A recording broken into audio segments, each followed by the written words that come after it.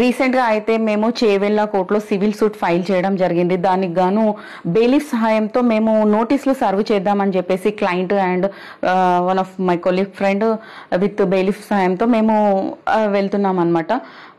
Bollaram village Chevella. On the వేలో బెయిలీఫ్‌కి ఇంకొక నోటీస్ సర్వ్ చేసే ఉంది అతని పర్సనల్‌ది. సో చేసుకుంటా అంటే మేము కార్ ఆపడం జరిగింది. వెళ్ళి నోటీస్ ఇచ్చాడు.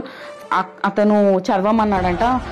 ఎవరైతే బెయిలీఫ్ చదవకుండా నన్ను పిలిచి చదవండి మేడం ఈ నోటీస్ అని చెప్తే నేను అతనికి ఎక్స్ప్లెయిన్ చేస్తాను. మీ సిస్టర్ మీ అక్క మీ పొలం మీద తనకి వాటా కావాలని చెప్పేసి కేసు వేసిందంటే ఆయన ఎంత లౌడ్గా ఏడ్చేసిండంటే ఇంకా బయట పక్కన ఉన్న వాళ్ళందరూ ఒక 10 మంది దాకా గ్యాదర్ అయిపోయారు. మేము 4 మెంబర్స్ ఉన్నాము.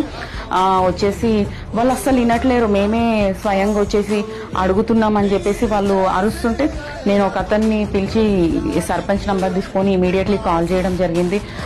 వాళ్ళు పోలీసులకు కానీ కోర్టు ఆర్డర్స్కి కానీ నమ్మేటట్లు లేరు. సర్పంచ్ వచ్చి వాళ్ళకు చెప్పడం జరిగింది వీళ్ళు వాళ్ళ డ్యూటీ చేస్తున్నారు అని చెప్పేసి. ఏదైతే ఓటేసేటప్పుడు లీగల్ నాలెడ్జ్ ఉన్న సర్పంచ్ని ఎన్నుకోండి.